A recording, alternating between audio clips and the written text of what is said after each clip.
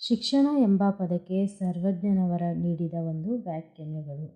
ಶಿಕ್ಷಣ ಅಂದರೆ ಏನು? ಅವರ ಮಾತಿನಲ್ಲಿ ನೋಡೋಣ. ವಿದ್ಯೆಯುಳ್ಳವನ ಮುಖ ಮುದ್ದು ಬರುವಂತಿಕ್ಕು, ವಿದ್ಯೆ ಇಲ್ಲದವನ ಬರಿ ಮುಖವು ಹಾಳೂರು ಹದ್ದಿನಂತಿಕ್ಕು ಸರ್ವಜ್ಞ. ಅಂದರೆ ವಿದ್ಯೆ ಇರುವವನ ಮುಖ ಮುದ್ದು ಮಾಡುವಂತೆ ಇರುತ್ತೆ, ವಿದ್ಯೆ ಇಲ್ಲದವನ ಮುಖ ಯಾವುದಿರುತ್ತೆ, ಹದ್ದಿನಂತೆ ಕಾಣಿಸುತ್ತೆ. ಶಿಕ್ಷಣವು ಮನುಷ್ಯನಿಗೆ ಆಭರಣವಿದ್ದಂತೆ.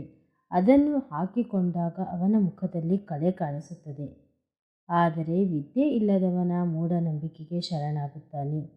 ವಿದ್ಯೆ ಇದ್ದವರ ಮುಖ ಕಳೆಯಿಂದ ಕೂಡಿರುತ್ತೆ, ಹಾಗೂ ವಿದ್ಯೆ ಇಲ್ಲದವರ ಮುಖ ಏನಿಗಿರುತ್ತೆ ಅದು ಮೂಢನಂಬಿಕೆ. ಅವರು ಯಾವಾಗಲೂ ಮೂಢನಂಬಿಕೆಯನ್ನು ನಂಬ್ತಾ ಇರ್ತಾರೆ. ಶಿಕ್ಷಣ ಎಂಬ ಪದದ ಅರ್ಥಕ್ಕೆ ಡಾಕ್ಟರ್ ಸರ್ವಪಲ್ಲಿ ರಾಧಾಕೃಷ್ಣನ್ ಅವರ ಒಂದು ಮಾತಿನಲ್ಲಿ ಹೇಳುವುದಾದರೆ, ಶಿಕ್ಷಣ ಅಂದರೆ ಏನು? ಮಗುವು ಮಾನವನಾಗಿ, ನಾಗರಿಕನಾಗಿ ಎಲ್ಲರೊಂದಿಗೆ ಸ್ನೇಹ, ಗೌರವ, ಘನತೆಯಿಂದ ವರ್ತಿಸುವುದೇ ಶಿಕ್ಷಣ ಎಂದಿದ್ದಾರೆ.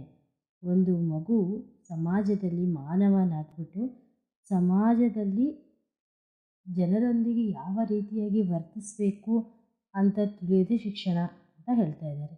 ಮಕ್ಕಳನ್ನು ಮಾನವನನ್ನಾಗಿ ಮಾಡಲು ಹಾಗೂ ಅವರಲ್ಲಿ ಘನತೆ, ಗೌರವ, ಸ್ನೇಹ, ಸಹೋದರತ್ವ, ಸಹಾನುಭೂತಿಯನ್ನು ಉಂಟು ಮಾಡುವುದೇ ಶಿಕ್ಷಣದ ಅರ್ಥವಾಗಿದೆ.